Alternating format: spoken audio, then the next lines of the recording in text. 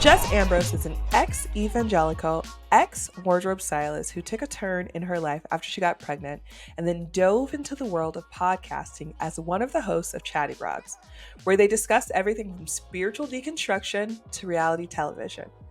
Jess now hosts a podcast with her husband and partner of 18 years called Your Mom and Dad, and is still on a journey as she shares with her audience about her spirituality, mental health, and more. Y'all, this talk was so interesting, and I really hope that you get a peek into something maybe you don't really know about. So, buckle up. We got Jess, y'all. Y'all, this first off, I'm super excited to have this conversation. Is the bio speaks for itself, the intro, but this human and I have such an interesting relationship and conversations, and I'm excited for this one for y'all. And so we've heard the bio. My first question for everyone is always the same, and people always make a face, but who are you? That's a great Yeah, that's a a great normal question. thing. I'm like, we're going internal immediately. Who am I? I am someone who is by nature, I think, very free, very sensitive. Um, I like people. I like creativity. I like human energy. And I think by nurture, I have become someone who struggles with tendencies of perfection, with people pleasing, and holding myself back. And I am Jess, who is, I guess, on this forever journey to try to get back to my nature and to like learn how to Ooh. blend all of those in a good way, or in a way that makes me Sure. feel good, I should say. Yeah. We love Yeah. centering of self here. Yeah. Because there's enough people trying to steal our joy. So, so yay. And I'm so How happy did to we be meet? here Go with ahead. you. Sorry. I'm excited. This is gonna be good. How did we meet?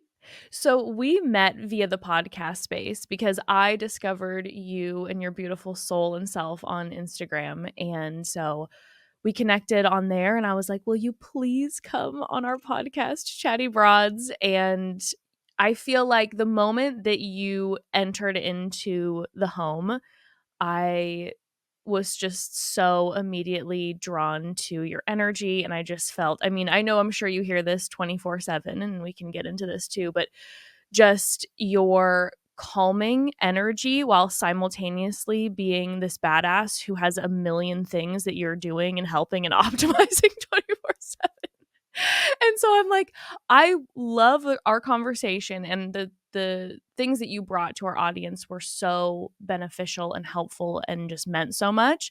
But then personally, outside of that, then I was like, can I remain in your sphere if at all possible? Is that okay?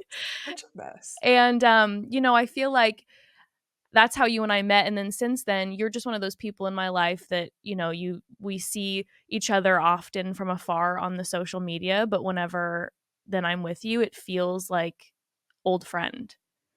That's Mm, how I've always that's felt. I really like my friends. They really gas me the fuck up. I love Well, this. you should be gassed the fuck up all the time because you're one special human being, that's for sure. From one tired bitch to another. I see Oh. you. Woo! I also love your home because you have someone in there that I'm a huge fan of. A little gem that you birthed. And I'm like, please tell Ember I'm her biggest fan always. Oh my Please. god, bless you. I'm like, she will take that. That human being is we were in the store yesterday, and we were just like at the checkout counter grabbing groceries, and she just looked at me and she's like, "Oh, god, I love myself so much." And I'm You like, know what? that is what we're looking for. That's what I'm Wow, we trying to need to do. take a class. Is she teaching classes? We need to get into this. Yeah, I get the Uh, classes daily. as she's on your mug. I love this. Mhm. Um, what does trauma mean to you? Trauma to me, I mean, just the general definition that hits me and what it means to me is it's something that's terribly negative that has happened, an event or a series of events that have happened that then have a remaining affect emotionally and physically on future you. Mm-hmm. That's how it hits me. Yeah. All of my friends that I asked them, what do you want to talk about? Some people are like, ready. I've been waiting for someone to let me talk about this. And other people are like, I don't know. You were like, religion and purity culture. Thank you. Yeah. Um, and I was like, cake. For the folks that haven't listened to our original conversation on Chatty Broads, go Yeah. back Yeah. because we also discovered that I went to a Christian college. You were like, what? I know. I was And I like, was like, "Oh, I felt you from afar. I see you. I knew you. It felt." I feel like we can really just kind of feel the energy of another. it was, I always say that I went to Cal Baptist University, my second, where I got my actual degree. Mhm. And I always say it was the best information and support I ever got. But also, I was like, I don't want most of this. This is a lot. Like, this. Yes. The perfect definition. Yeah, because it's I know for myself, I'm like, yeah, I learned a lot there and I'm going to probably leave a lot of it behind. Yeah. Yeah. Well, let's get in. Yeah, let's This get is gonna in. be a time. Before we even really dive in, as it'll happen, what is purity culture for folks that are like, I've seen a movie, I've heard about it. What the Sure. fuck is that? So purity culture is, I would say, there's different forms where it comes in, but I would say it's very evangelical, typically very evangelical focused Christianity. And it's the need, they say the need to abstain from sex before marriage. So that's like the broad strokes. Like you're not sleeping with anybody before you get married to that person. But what that also then ends up entailing is it has everything that comes with it that specific community would consider, sexuality, right? So it's also modest dressing. It's signing contracts that you will not do anything sexual with anyone else. It's very shame focused because Mhm. the energy is simultaneously don't do this, but also once you get married, you better step up and do this. So it's very confusing to the Yeah. youth. Also, at least in the church that I was raised in, it was extremely oppressive to the queer community. So that wasn't even like a question. That was a no go. So anyone with their gender identity, anyone with their sexuality, there's no questions that you can ask. And I think specifically for myself as a woman, one of the big things was it simultaneously was something that you couldn't talk about, Mm-hmm. but it followed you everywhere. Because, for Mm. instance, with the modesty piece, you're looking at small children and saying, in my community, it was like you can't wear anything that's like showing your body at all, like not even your arms. You're wearing skirts, you can't wear pants, because if you show anything, you're going to cause a male to stumble sexually. So there's this pressure of, okay, I remember being like 10 years old and being like, I can't ask any questions about sexuality. But yet I have this backpack of shame I'm wearing that if I show a little part of me, well, a man is going to sin. And that is purity culture to me. Fuck me. Okay. I'm like, Yeah. yeah. Oh God. Yeah. Yay. Hmm. So let's pull back a bit. Who was like younger Jess? Like, who were you in the church? Like, what did your church look like? What was your family like? Okay. So it was interesting because when I was really little, my parents weren't really involved at all. My dad wasn't involved. My mom was a little bit. And Uh-huh. so till about I was like maybe when I was like 4 or 5 years old, my mom started going to a church. The church was hyper conservative. And from there, I ended up going to a school for most of my life that was part homeschooler, part time, like small private school. And that small private school was extremely hyper focused on purity culture, extremely conservative. Like I was saying, we weren't allowed to wear pants. Mm-hmm. Like I had to wear dresses. I couldn't have anything showing my arms. If I wanted to address an adult, I had to stand up. It Oh, was extremely, extremely strict, militant to a certain degree. yeah. But what was so strange, and then the church when I was really young was like that too. Um, but what was interesting for me is that my actual parents, like my biological parents, were conservative, but they didn't hold so tightly to all of those narratives. At home, I could ask more questions. My parents were Yeah. never like, you can't wear that. But I was raised in a church and then a school that was so shame filled that I ended up, and that's such an interesting dynamic to me that I'm like, even though my parents weren't Yeah. nearly as strict because of the shame, I'll never forget the day where I think I was 10 or 11 and we were going on vacation and I had a tankini at the time, a little bit of stomach Mm. showing, a spaghetti strap. And I told my mom, we need to go shopping. I can't wear this. And my mom's like, why not? I'm like, well, it's not appropriate. And I felt a lot of shame. So I had to then go, get like this full coverage because I felt shame at the school that I was going to or that I was currently at. Um, and I think, young me, I was super like, I was introverted, but I felt free and creative. And then in the space that I was in, everything was hyper focused on the sin nature that you're a sinner. You'll always be a sinner by the grace of God. Hopefully, you can get better. But that was the hyper fixation. So anything that I was interested in, I remember bringing Pokemon cards to school and I got pulled into the principal's office and it's like, this is evolution. This is sinful. You cannot have Mm. these. And then it was always made very public. So there was just this constant that was the narrative that I was surrounded by.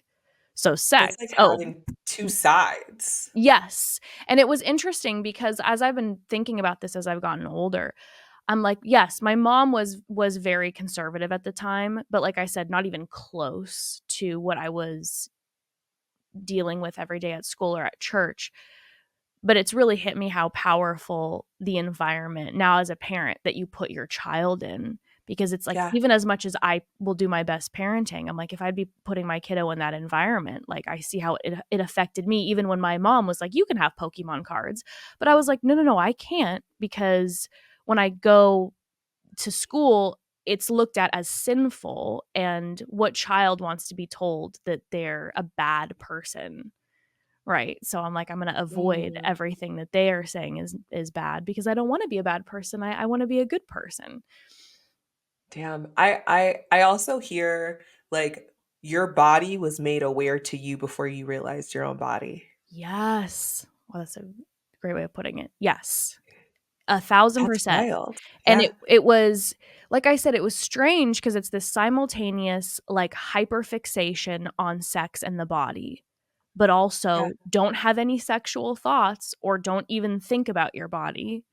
Any sort of, even in adulthood, the place where I came from, it's like masturbation is a sin. So there was then that deep shame attached to your body. You can't talk about it, you can't think about it.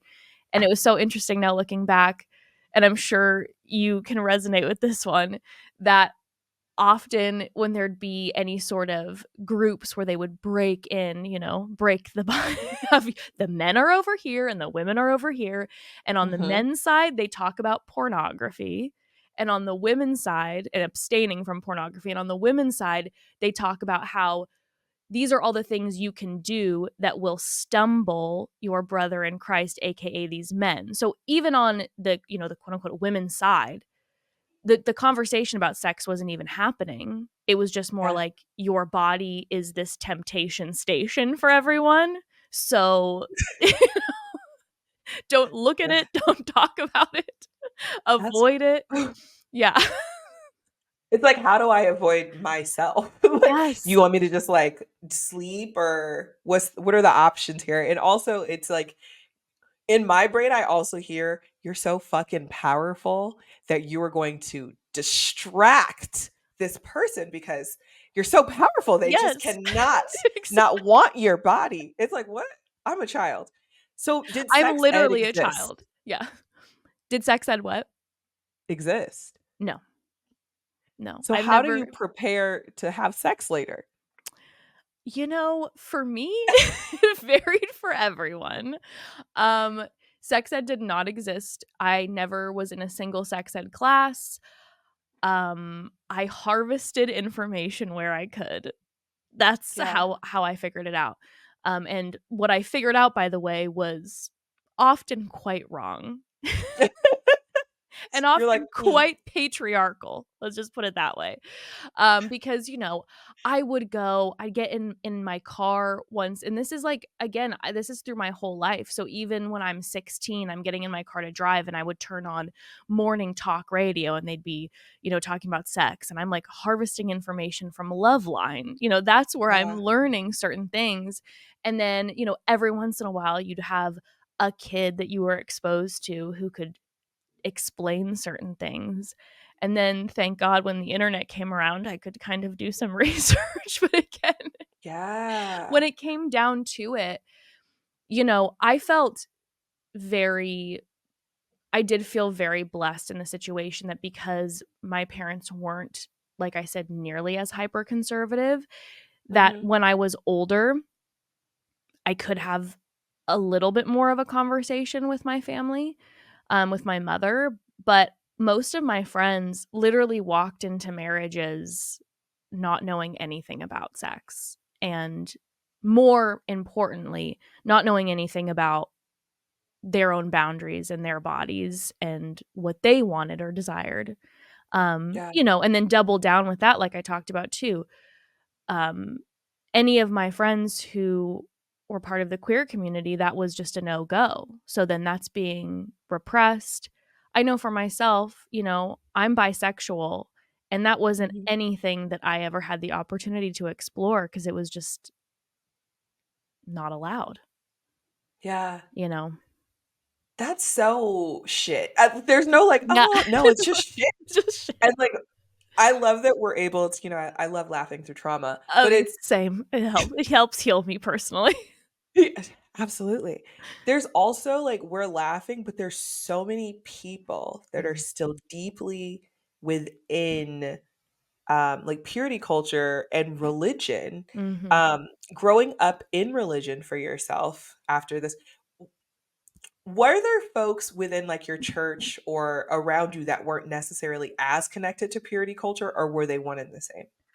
I'd say the school that I went to when I was homeschooled, it was everyone, but definitely the churches that I went to, there were people that were, just Sunday goers and just enjoyed the message. Um, the way I was raised is we were always extremely involved in the church and were in like leadership positions. And so at a very young age, I was taking on certain leadership positions as well, like worship team, leading Bible studies and all this at a very young age, like even in high school. Um, so I had to live by a different standard. So there were Mm, definitely people around me where they weren't living the same way via purity culture like mm, I was. And it's so mhm. funny because I remember so many people who were in similar positions as me being like, wow, we got to pray for them, they're living in sin, da da da. And I remember just watching and being like, wow, that seems nice. But I'm just trying to put on I a too front. wanna try it, No, yeah. it's just like I have so many questions. That's where I would get some of my information from too. When I'd have like a one-on-one, I wouldn't be sitting with someone and being like, well, this is what you should do instead. I'd be like, You're so like, "Tell tell me." me, so tell me about your night last night. How was that date? Interesting. What was dating like? Did you get to date? I did, in high school. Yeah. I dated I actually dated someone for a while who was on the worship team, and that was, again, my parents were more flexible, so we were dating, but it was like, hyper strict rules around what we could do. There was no physicality that was allowed. And the parents were pretty much always around. But what was interesting about that person I dated, and wow, that was a journey. He is gay. And so we were dating for, numerous months. And one day I ended up finding out via something that happened with him that he was gay. And so we then had this conversation where we sat down and he was like, I'm in a leadership position. I can't be exposed. I don't know how I feel about all this. Da da da da da. Will you not say anything? And I loved him so much. Like, I adore him.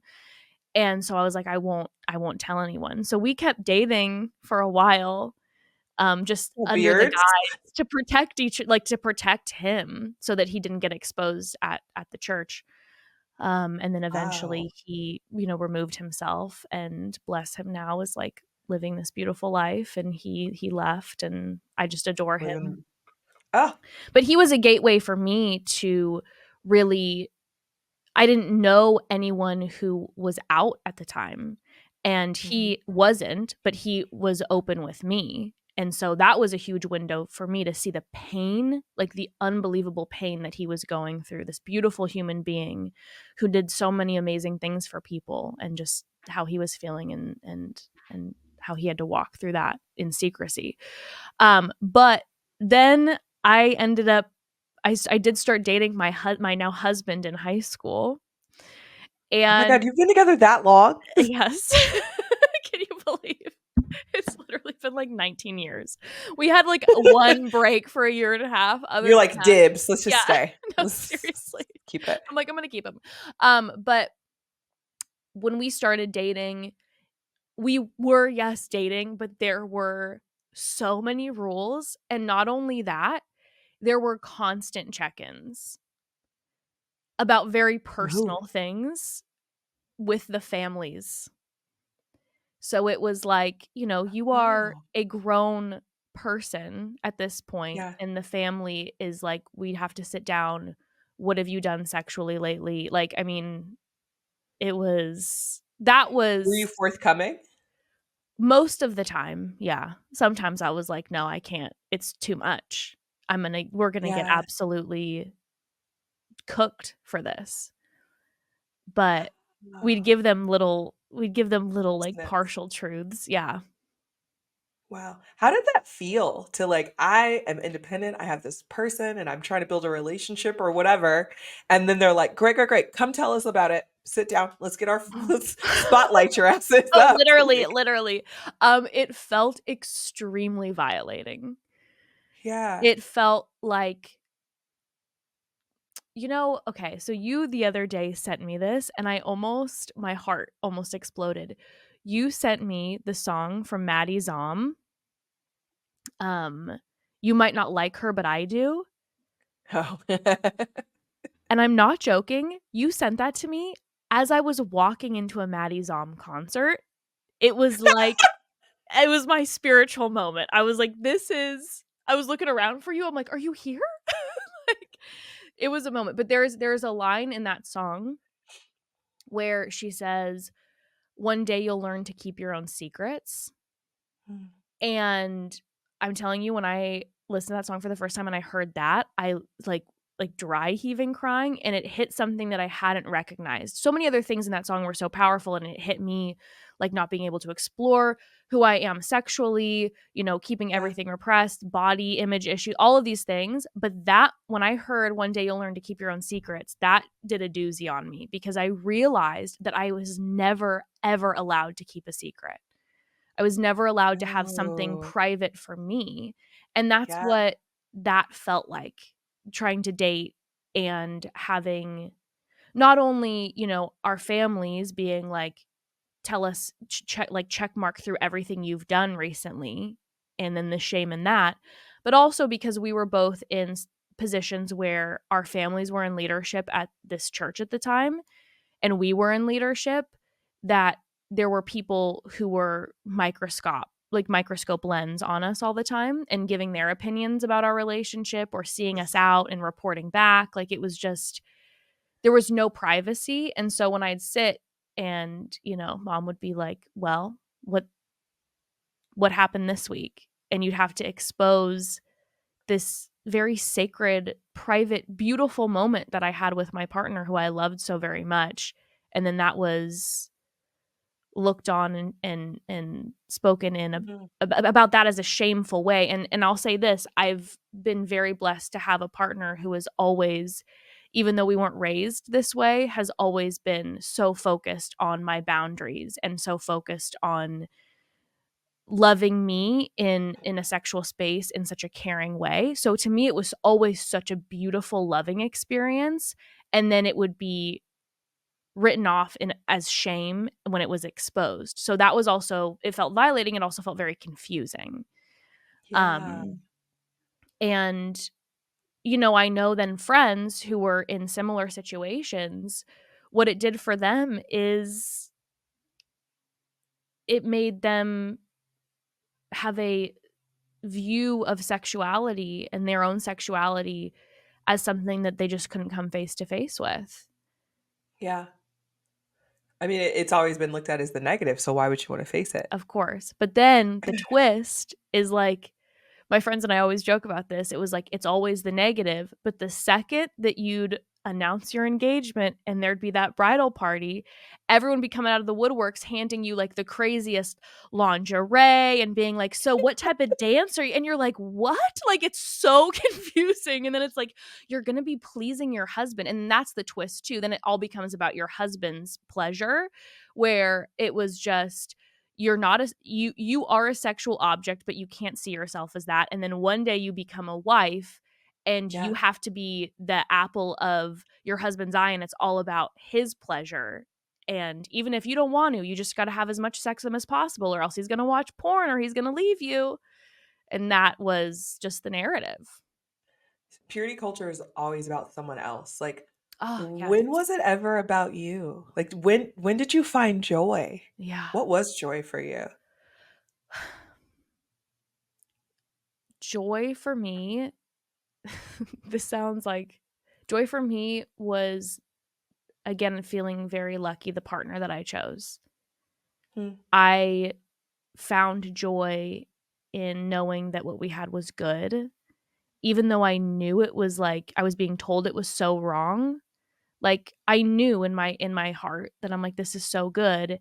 And thankfully he was not in a the way that he's wired is that he didn't let that affect him nearly as much, and he Yeah. was able to just look at our relationship as that. But in that moment, that's what brought me joy. And then what I had to learn is, once I pulled myself out of that, once we'd been married for a while and I was removing myself, that I'm like, okay, I've seen just my joy with a partner. Now I need to learn how to have my independent joy.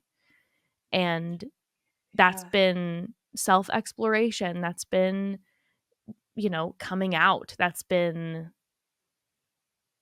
being who I am freely, even though a lot of rejection and loss of friends and family from that space have happened. It's a little bit like, okay, well, good, because this was not bringing me any sort of freedom or joy or anything. Hmm.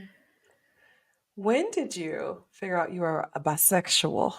You were like, oh, like, I'm like, when I go back, I'm like, it was you're like, definitely it's always always, there. it's always been there. Same thing I Yeah. said. Like, Like, this makes sense. I'm like, you mean whenever I watched any Disney princess movie and I just was very attracted to all the princesses and that was it? It's like, You're like, he's an idiot, but her, yeah, no, I see it for her. I remember being told, it was like, you just admire them. I was just like, no, I am attracted to them. Um, it's always been there. It's always been there. And,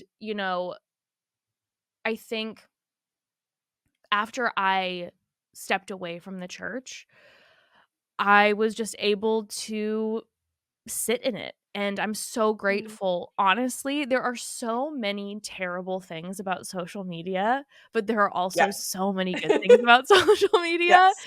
And I found the queer spaces on social media, and it helped me so much, because I was definitely, living in a space where I thought I could not say that I was bisexual unless I had an actual sexual experience.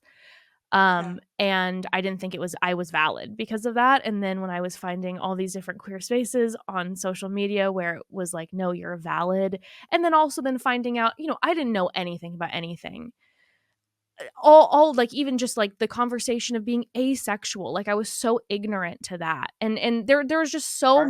so many things that social media helped me dive into and find different things to read and learn. And as soon as I found that, I was like, well, I know, and I've known for a long time. So, it then was just a conversation with my husband, and I was like, I'm bi. And he's like, I know. Thank you. He's like, been waiting on you. Yeah, Been waiting on you, he's Jess. like, I know. I'm very aware. So I love that. and since then it's just been amazing to just feel the freedom to just internally feel good about who I am and not Mm. having to reword certain things like, oh, I admire that woman. It's like, no, I'm attracted to that person. Like, I was just constantly in my youth rewording certain things. It was like Mm. when I got my first tattoo, the only way that I could get my first tattoo is by making it a Bible verse. And so it was always reworking the system to get what I wanted. So it was like, the parents agreed because I said it would be a Bible verse. And it's like, but I just really wanted a tattoo. That's all that I really wanted. I'm like covered in tattoos now. It's like, yeah, we have so Oh many my now. gosh, yes. Um, what did safety feel like for you? And let me extend it a bit. Okay. When I look at safety, I always look at it internally and externally. So what did safety look like for you while you were actively in the church? And then as you've kind of been like a grown up outside and Mm. like in your own family? Oh, that's a tough one. I never felt safe Hmm. in the church. Um, the times that I'd feel the safest was when I was abiding by the rules that they put in Sure. front of me. So I crave safety, I think, as obviously anyone does. But I think that's why I found myself there for so long. And I think that's why I found myself in leadership.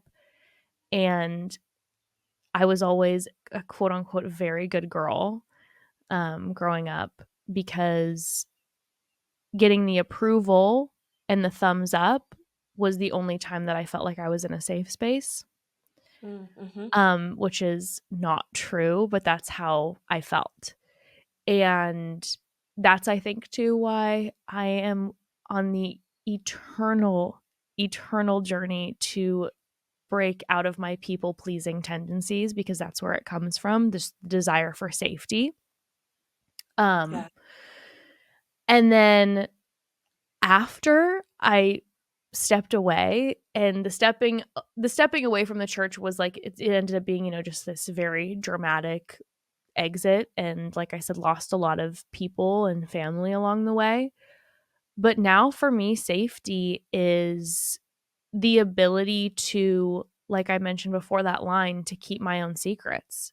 Like the Mm. ability to live privately and to have internal thoughts and not feel like because I had an internal thought that might be different than how the person feels next to me, that I'm not a bad person, that Mhm. I process something in a different way.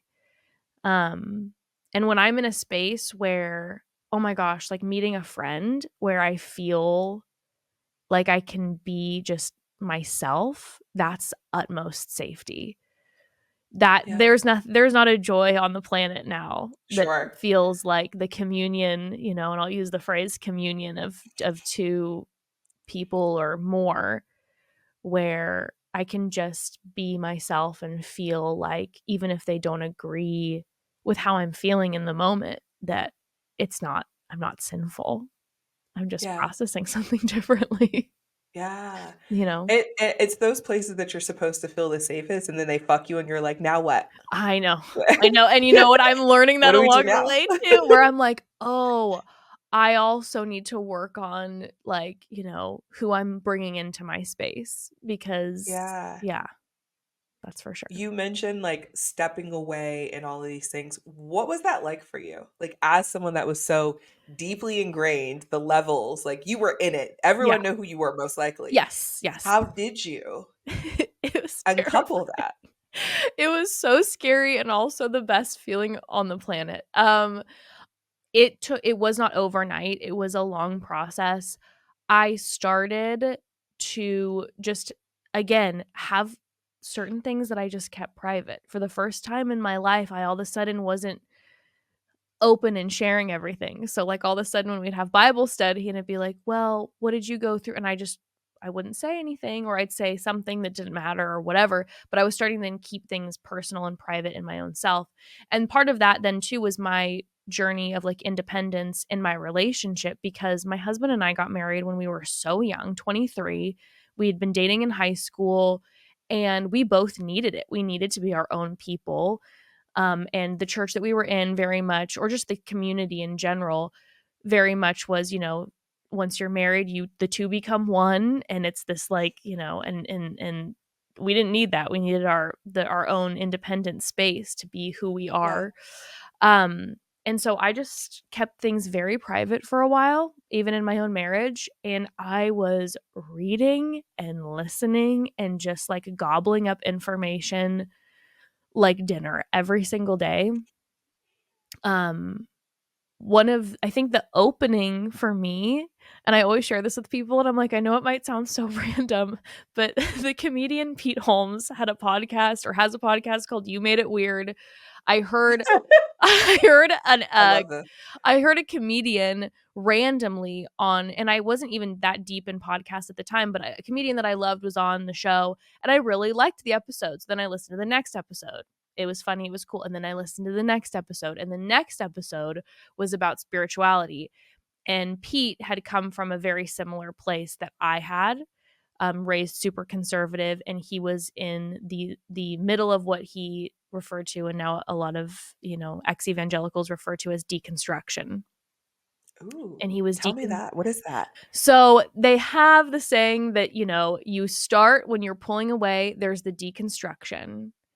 And they say it's like you you were born and you have your apartment, right, that you're born into, and there are a few things that Mhm. are just in there, like built in. That's just who you are. And then in childhood, the construction happens, and you have family members and parents who might all of a sudden start. Oops, sorry. My is it crackling on your end, my mic? Okay. Just want to make sure for the recording. Um, sorry. Thank you, Chris. You're doing great. You're doing great. No, it's fine. um, and then your environment, your parents, they start putting in their own furniture into your Got apartment. it. Yeah. And then essentially the deconstruction is when you look around and you're like, I'm burning this apartment. Like, I don't like what's in this apartment. I don't Yes. like this space that I'm existing in my own body. And the deconstruction is like the tearing down of things. And then after is the Got it. reconstruction, where you look around at either your empty space, maybe it's completely empty, maybe there's still pieces that are in that you like, and you go, okay, what am I going to bring in now?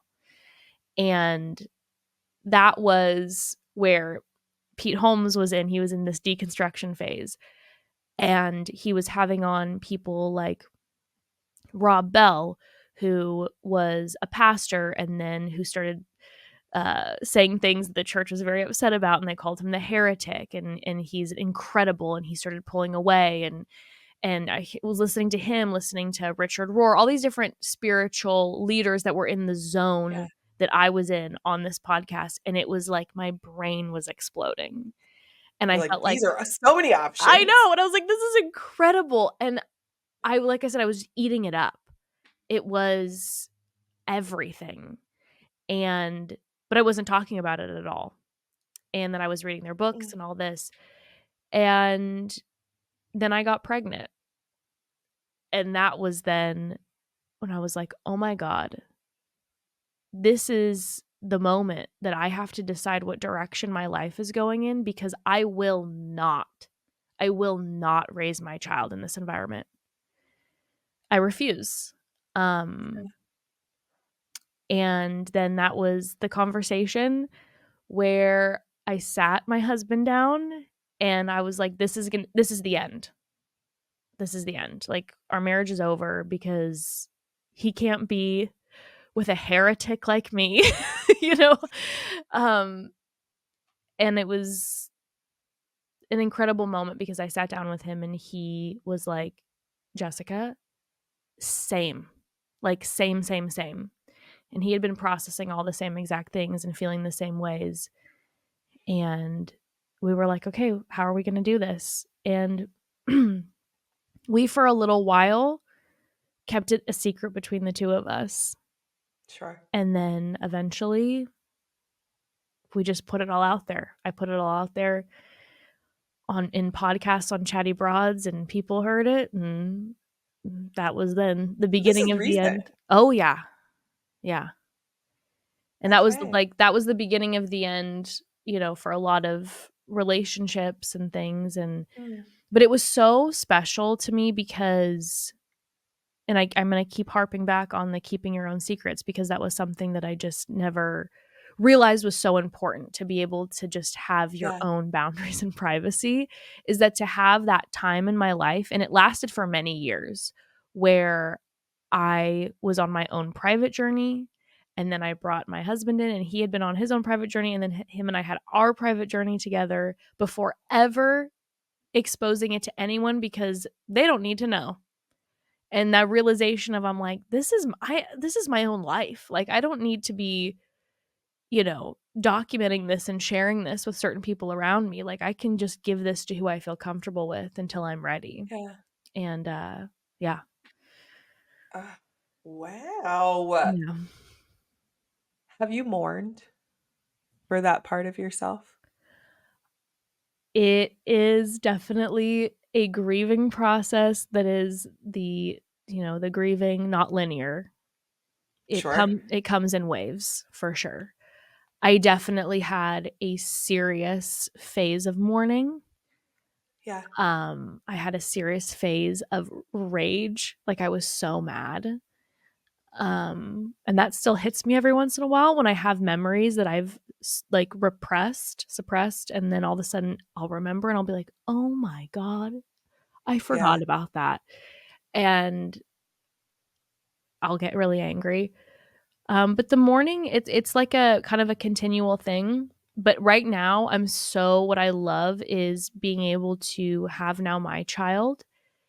And as I'm raising her, as she's going through different parts of her life, it's helping heal, I think, my past self, because I'm able to be along for her ride, parenting her, but then remembering those pivotal moments in my life and mourning and grieving those, where I'm like, oh, Mm. like I said, her even just saying, like, I love myself so much.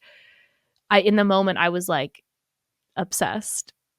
Um, obsessed. And then after I put her to bed, I cried that night because I was like, oh, I never understood what that meant, because I always hated myself.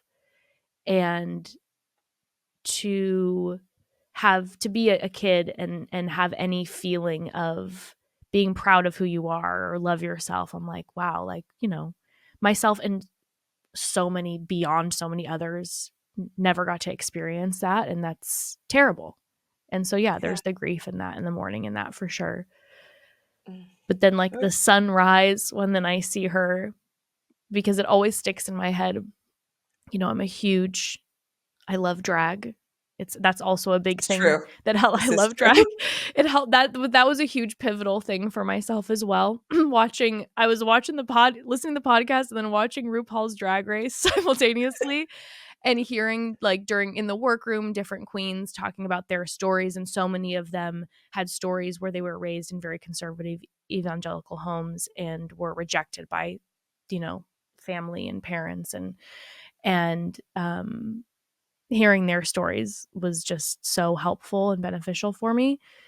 And, they always say, RuPaul always says, if you can't love yourself, how the hell are you going to love anybody else? And I think Mm. about that with my daughter, where I'm like, oh, she loves herself so much, and she loves other people so much because she's able to love herself so much. Mm. Mhm. And then I look back at, like, being raised where it's like, you should hate yourself, but you need to simultaneously put everyone else first and love others. And it's just like, how the heck am I supposed to know how to do that if I can't love who I am? You're like, this is a lot. Can It's we too like much. break it down?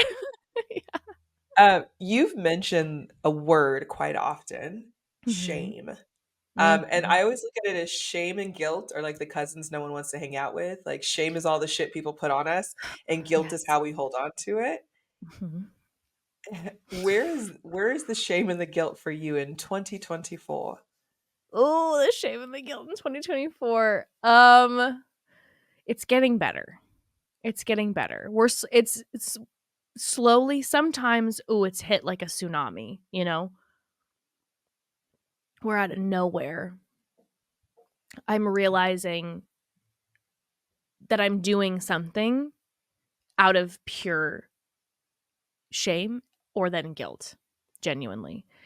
And that's been a big reflection for me over this past year. 2024 so far has been like the year of me just really having to sit and be still and not be quick to diagnose something about myself, and just be like, why did you do that? Or why did you allow that person into your space? Or why did you, all these things. And then when I'm sitting with myself and realizing that almost all of it has to do with this shame and guilt Yeah, that I have. Um, but that one, it reminds me, it's similar, and it reminds me of grief. It's not linear, and I do feel like, and I have hope for myself, and what I'm excited yeah, about is that I'm like, this is just starting, and I have the rest of my life to keep growing and shifting, but I do feel like that's something that I will carry for me for forever. That's going to be the forever battle for me, yeah, is that are those backpacks of you're a bad person, and the way in which you move in the world is not the right way. And so that's always going to be ringing in my head, to the point where, and now I've gotten to a place where, I'm pretty much not on social media ever. I very rarely venture there, because what I started to realize is that I was ingesting everyone's opinions, the good, the bad, and the ugly. I was ingesting all of them and wearing them like, okay, this is who I need to be now. And coming mhm, off so fresh from leaving the church and that community, I was becoming whoever was in front of me wanted me to be, because that's what I was used to doing. So it's like, okay, well, I sure, leave the church, but now I'm going to become who this other person thinks I should be. And so when I'm like, on social media and like getting in the DMs and reading certain things, I'm like, okay. And even if they're, because of course, you have to take in, like, I love a constructive criticism and I love it, but I had to see, I'm like, okay, what space am I in? Can I do this right now? Because what I was seeing myself doing was, instead of just receiving certain things as constructive criticism, it would be like, I'm a bad person. Okay, so this is who I am now. Even if it's something as basic as like the sound quality, I'm like, I've done it all wrong, and I must deconstruct the studio, just absolutely yeah, just and start it all up from afresh, and da da da da. And it's like, no, that's I can't. That's not healthy for me. So learning to know that shame and guilt are going to always be present, and when they're feeling super extra, to know that it's like, hey, I can only allow certain opinions into my sphere in this moment, yeah, or else I'm going to become someone who I'm not, yeah. you know. What are you currently unlearning? Like, I feel like this is like, as a grown up, we spend so much time unlearning shit to like make room Gosh. to learn things. Yes. I'm always like, oh, okay, I don't need this. Throw this away. I love that. You know what's so cool too is that, like, just hearing that phrase, what are you unlearning? It lights me up, because that was so something that wasn't an option Yeah, in that the world that I was raised in, because it was like, you learn these tenets and then you stick by these and you do these for forever. There wasn't this idea of continued growth, and unlearning something just wasn't really, it was never a phrase I had heard. And it's so exciting yeah, to think like, oh, I can unlearn shit now yeah, and relearn, and I can shift and become who I am and all of this. Um I would say the biggest thing that I'm unlearning right now is, well, I'm trying to think of the right way to phrase this, because what I'm learning is that not everyone's going to like you. Sure. So I I'm love that. I want people to like unlearning, me. yeah, I'm unlearning the, hey, everybody's got to like you for you to be a good person. Yeah. That's, I think, how I was raised, where for you to be palatable and good, like, it has to be a general consensus that everyone likes you and everyone's going to have an opinion in this community. And the only way that you're good is if everyone like agrees that you're good. And learning that not everyone's gonna like you, and that's totally fine. Like, just the it's so, it sounds so basic, but it's so hard for me. Yeah. um but then when I pull back and I go, there are plenty of people that I'm not like huge fans of, and I don't like hate You're like, them. I actually don't Yeah. like Yeah. people. Like, the thing about it is there are plenty of people that I don't like love, and I'm not Sure. like there's anything wrong with them. It's just like they're not my cup of tea. I'm not going to spend my time listening to their content or watching their content. And they're not a bad person. It's just not for me. And that's Yeah. fine. And I think that's the journey right now, where I'm like, okay, it's okay. It's okay if Yeah. someone doesn't like what I'm doing now and is like, oh, Yeah. it's boring, or it's, too agreeable, or it's stupid, or whatever. I go, oh, it's okay. You don't have to like me. I can be annoying to you. That's okay. You know? Can you consume media that's around like religion and purity culture? Like for trauma things, I'm like, I can't always watch all the things, Yeah. but I'm like, sure, let's sometimes you find the relation and Yeah. it's like someone gets it. It has to be the right place, right time for me. Like, and I think I've learned to know myself Sure. enough to know when I can. Um, what's funny is now I'm in a space where I can consume content that disagrees with me more, like that goes back to purity culture. Like, I can hear that more now because I'm like so confident in who I am and so confident in my decision to remove myself. And I've given myself the tools and learned the skills and all of that to rebuttal those things and not have the temptation to like slide back into that specifically. I have a harder time, honestly, sometimes now engaging with people who are in that mid deconstruction space.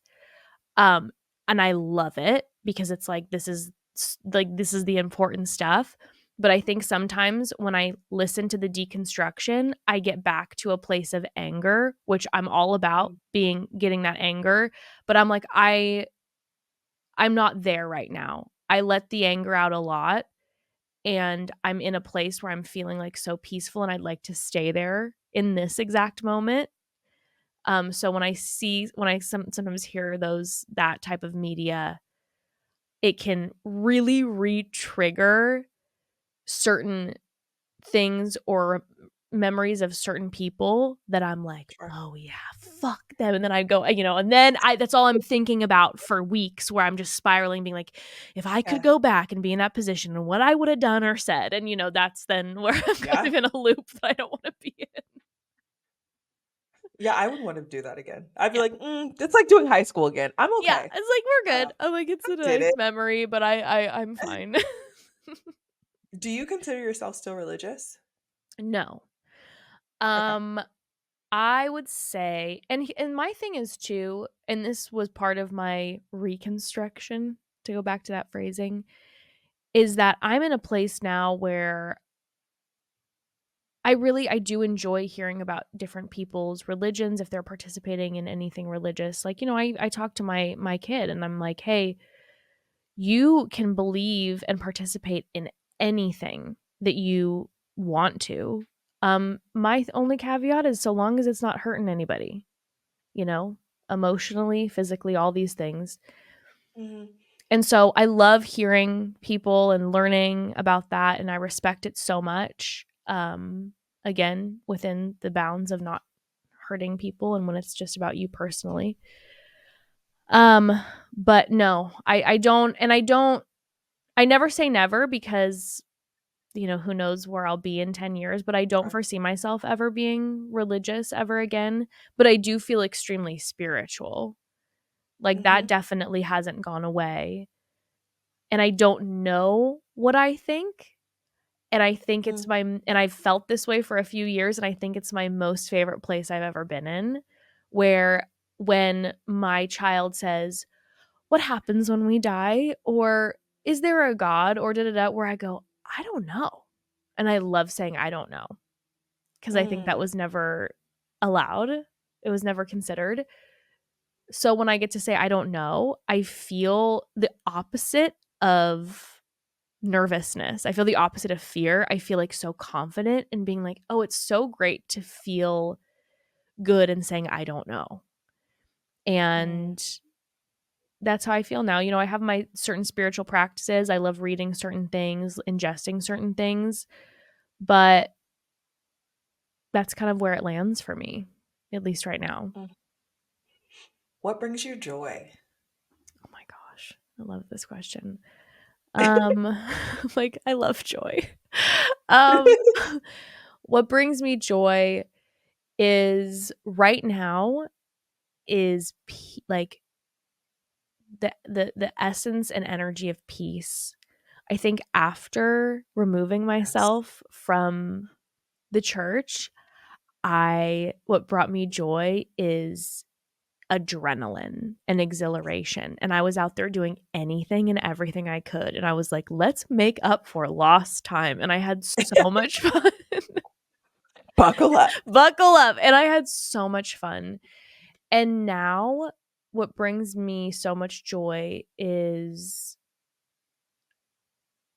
waking up on those days where it's quiet and I get to be with a family or a friend, like genuinely just like a quiet walk and listening. I think my brain is very busy. It's always been extremely busy. And years ago, I think I would just try to always fill any like time or gap with like what you should be doing is worshiping. Mm. What you should be doing is thinking on your walk, you should be pondering about how great God is. And there's all these shoulds. And now waking up and like going on a walk and just soaking in like the sights and the smells and just being present is like the ultimate joy and gift for me because I don't Mm. think that being present was ever allowed or encouraged. It was always either, well, the focus was always future. You want to get to heaven and be good here. So you got to be putting in the work, work, work, work, work, work, work because you want to get there versus Yeah. like really trying to learn how to be like, this is what I have. And so I'm going to really try to Mm. sit in it and savor it. And that's really brought me peace that I never thought existed before. And that's joy. Like, Mm. even in some of those like strenuous moments to be able to pull back and go, oh, it's okay. It's okay. One step at a time, deep breath. What I have is here and now. That's that's it. And it's so Mm. good.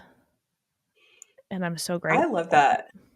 I think that when we look at these things, we focus on just like the negative parts, but I'm like, joy is so important. Yeah. Like joy is what we need to exist. Because honestly, we could look outside, turn the news on right now, and say fuck it all. Yeah, no, 1,000%, 1,000,000%. Correct. I'm good. I'm good. That's there's so many things that are running through my head. That's also because it's early for my brain. When I first met y'all, it was you and Becca, and I was in the space with you. You introduced me to a song by Garfunkel and Oates. Oh, Do you know what I'm talking about? I do. Oh my gosh. And I was like, "What do you mean? There's a song about anal sex? What? Fuck me in the ass." So I'm like, let me look up the full title of it. Because it just says I "fuck was me like, in the wait, ass." where? I'm Because like, where's the title? Oh my god, I haven't looked at that in so long and I love that. Yeah, the loophole. It's The called the loophole, loophole. Oh my not fuck gosh, me in the yes, ass. That thank you. sounds crazy. Yeah, I was like, Uh, but that's the point. yes. The reason I bring that up is like myths. Mhm. Like people are always like, I mean, anal sex isn't really sex, so it doesn't count. So it's the loophole. Um, Which is did you so grow up wild. Yeah. hello? And they're like, I'm not gonna use lube. That doesn't make it count. What? Oh, the journey of lube discovery was just next level for me. I was like, "What is this incredible substance?" Yeah, insane. Uh, you know what? Lube for everyone, especially your butt. It does not create any lubrication there, but lube, it's your best friend, It's y'all. your best friend. It's your best Yeah. friend. Oh my gosh. Uh, what other myths did you experience? Later, you were like, "Are you guys fucking with me?" Like, what? Oh my gosh, there are so many myths. I'm like so many. Yeah, the loophole was definitely one of them. That was hilarious. Just like the idea that like, yeah, God doesn't see certain things. It's just, you know, penis into vagina. That's the only A thing. guts blind, Yeah. blind eyes. No, like let me tell you what I when all of a sudden at a later age I was like, "Oh, I was having sex this whole time." That was a wild thing for me to discover. You're I like, was like, oh, but that specific type of penetration hadn't happened, so I haven't had sex. It's just like, "No, you have been." Um, oh my goodness, I'm trying to think myths. I literally it felt like I mean, it's hard for me to even think because it literally feels like everything. Um, you know, so much about sexuality. Lube is a great example. There was very much this energy in the community that I was in where, like I said, very confusing because it's like, well, don't have sex, but when you're married, you got to be, swinging from the rafters, the chandeliers, just like absolute freak for it's your. so wild, It's so wild, but so extreme. it's just like it was just all the myths of like first of all, the binary. That was a huge like what in the world? But then just like if you're a cis man, they want is sex 24/7. It's just like, well, that wasn't true. And if you are a cis woman, you don't have these like sexual desires, but you have to give them and you're like, what? I mean, it was just all of that. And so then the thing is though too would be like, well, you have to have this amount of sex to be having a healthy sexual relationship with your husband. And then if you need lube, it's probably because Mm, it's on you. You're not producing enough because you're not allowing yourself to get turned on. All of those things. It was just I realized that all the blame, very patriarchal community where all the blame was put on like myself as a woman. And again, don't even get me started when it comes to the queer community, but like just as a woman, it was like everything if there's any quote unquote bump in the road for him, it's because it's your fault.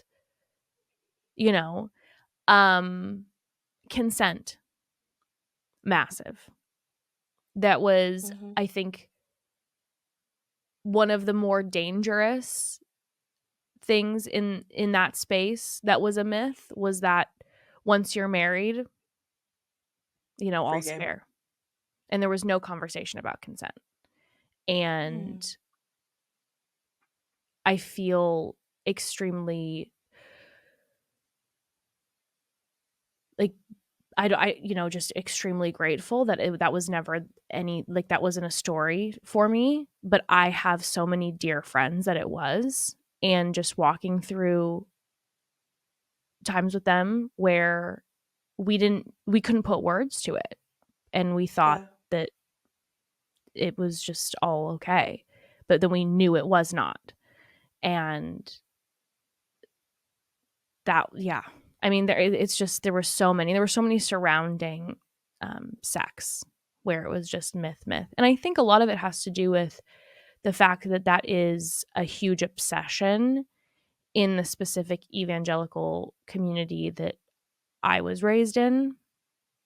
There's no conversation about violence, war, that's all good. It's like there's nothing there, but it's just like, but sex is the obsession and it's bad until it's good and there's only one type of good. And yeah, That is dangerous. it's There's very and the dangerous. idea of like your partner can't assault you. Like their rape Correct. doesn't exist. Correct. Correct. And Mm, in that, you know, so many people that I know in situations where because a marriage is there, they don't feel and they don't feel safe, but it's like, well, there's marriage, you can't get a divorce. And the only way biblically that they said you were allowed to have a divorce was if your partner cheated. Um Anything else mm, could be happening in that marriage and a divorce was not allowed. And it was so dangerous. And as often when I saw it, you know, on from the woman's side, it was like, well, but I can't cheat because if I do and he leaves me, I'll be fully shunned and shamed by my community, but I need to get out of mhm, this. So it was just, you know, people almost like begging for their partner to cheat. Like that was the only way out. Um it's just wild. Like looking back, it's wild. mm. Okay, I have Mhm. two more questions. Yes. What does community mean to you? It sounds like you have had so many different types of community, Mhm. but like, what does that mean for you present day? So like positive community. Like I definitely there's been a lot of forms of community and there were a lot of forms of community in my past and you know, I'm obviously sitting here just talking absolute shit and saying all these terrible things, but there were so many people who my heart breaks because they were part of the community and, you know, they didn't know otherwise. And I think of Sure. them often. And so it's like there were so many really beautiful people that I met in that space who just had been feeling like they couldn't leave or even didn't know otherwise. I do think, again, social media, blessings, so grateful for it because I've seen so many now people learn things because of social media that now they feel and they've moved on. Um, but community now to me is I just when I hear community, I just like feel the word space. Mm, A like a space where you make space for me and yeah. I make space for you. Like that's community where I Mm, have people in my circle who, you know, no matter where we are in life or what we're processing through, space is made and also boundaries are made. Like there's this symbiosis of the coming and going in community. That's something that I mm, really value with the community I have now is that I have people who will make space for me, but then also understand that sometimes I need to retreat and I sure. need to go be in my little cave and heal. And they don't see that as me abandoning, but instead it's a different way that they're making space. And I think the fluid movement of community now is something that is such a gift to me Mm, that it's something I think I treasure the most out of everything are meeting people where there's that understanding of that life comes in waves, grief comes in waves, guilt comes in waves, yep. ecstasy and joy come in waves, and being able to hold space for all of that with the people that you're surrounding yourself with, I think. Mm. We could talk about this all day because I'll just keep my brain will just keep flowing, but we also have shit to do today. Um, a question that I like to end the show with Yeah. because we talk about such fun stuff here. Trauma's fun to me, y'all. Um, this is purely just because I'm a nosy bitch. What is the wildest thing and wildest perspective? Yeah. What is the wildest thing someone has texted or DM'd you in the last 2 weeks? Okay, so I told you before we started, I said I haven't been in the DMs in a minute. It's somewhere I don't venture often as much. Scary in And there. and by the way, like I do have to say, in general, I'm so grateful for my community on social media because I feel like so many, like the mass majority of the messages are always so lovely and encouraging, but I'm a sensitive lady. So I have to be careful venturing there because one will send me into that people pleasing spiral for an eternity. But I actually got a message, so I dove in, and it was a message that was literally sent the day before I checked. I checked like 2 days ago. The day before I checked.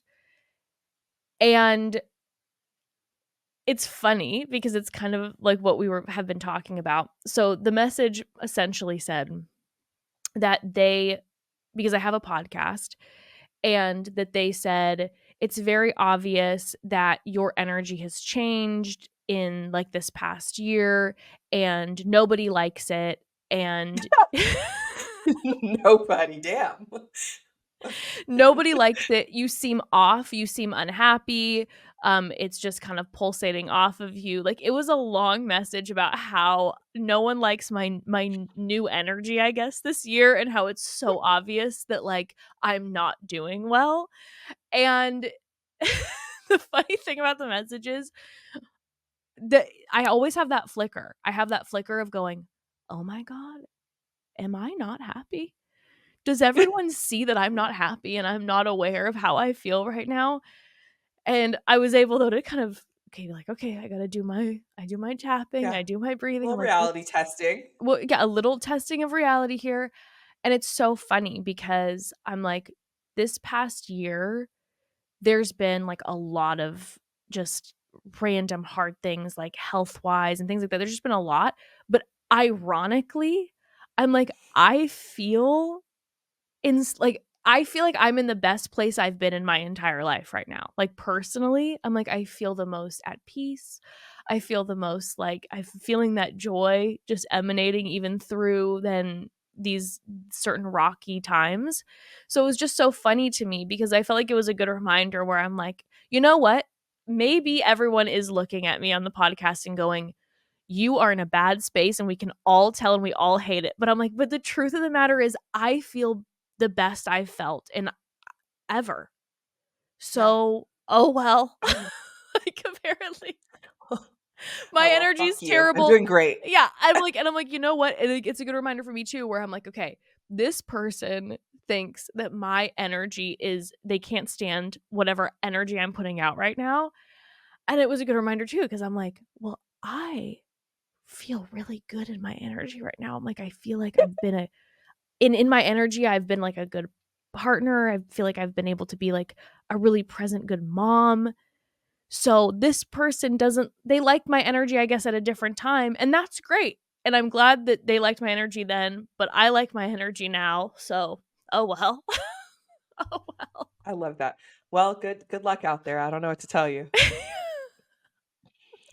Ah, this was so fun.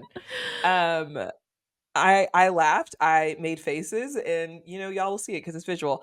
But where can they, he, she, zim, they, all of the above, where can they find you? Where tell us about your podcast also. Like, tell us your business before you leave us. Okay. Well, thank you so much. Oh, okay. So everyone can find me at the bad mom with 2 Ds. I post sometimes, not often. I have, like I said, have not been often on social media in the past like year or two, I suppose. But I do have a podcast. It's called Your Mom and Dad. It is with my partner. And most of the time, we talk all things reality television. It is a silly, silly place. It is, we kind of are in a space where we're like, you know what? We want to have a moment where a lot of us watch reality TV to decompress and then have some weird, wild conversations after. And we have a space where we have sometimes emotional conversations about things that were sparking in our brain after watching people on our televisions. And then a lot of times we just have a deep, silly laughter, good old time to just have a moment of peace in the week. So, Because we need that. Because we because we definitely need need that. that. Because we need that. Ah, everyone, please go listen to the podcast. Get a little breather, a little laughter, get a little hug. A little breather, and every once in a while, a moment where I cry. You know, I have to throw that in every once in a while, depending on maybe that's the energy they're talking about. All of a sudden, I'm like, wait, have I been crying a lot? I Every feel once like in a when people while. are like, I don't like this energy, I'm like, oh, I'm doing something right because it's probably something about you that is not for me. And I'm like, oh no, look at you getting lost. And see, this is why I love you so much, and you are such a gift because what takes me a millennia to try to say, you're like, you got the one line, and I'm like, that's it. Write it down. Put it in a book. Put it in a book. That's it. Goodbye. Goodbye. Also, I'm gonna say this, and my friend was like, "You got to stop saying this." I've been calling people peasant. Uh, and my business partner, she's like, "I got a new one." She's like, "Plebeian," and I was like, "Ooh, The plebes. The plebeian. love a plebe." My friend was like, "You can't call people plebeians," and I said, "Why not? What are they?" And she's like, "Sometimes." Gotta be I'd be like, honest. so I'm just being real right now. Well, don't be a plebeian. This I was love so you so good. much. I love talking about the hard things because why not? Mm, Because we spent so much time not talking about them. You spent so mhm. much time not talking about it. And I'm also someone that's like, how do we get through something by continuously trying to go around it or over it? Like, you gotta go through the shit. Right. And the thing is too, like what you're doing in your space is what changed my life. You know, like if I Mhm. would have had your podcast at the time, it wasn't around yet, but if I would have had then access to that, I'm like, that's what I needed. A podcast literally got me out. And so people like yourself and other people who come on this podcast who are then talking about these things, I'm like, I'm one, and I can literally say I'm like, this it changed my life, and Mhm. I have a full different direction now, and I understand your joy now, you know? And then Mm. generationally, it's like, okay, then now I can be a different type of mom to my child. So this is, I mean, you're literally doing the Lord's work, however you want to dissect that term. You know what? And we're gonna leave it at that because y'all, you dissect it in your own way. Exactly. Ah, this was great.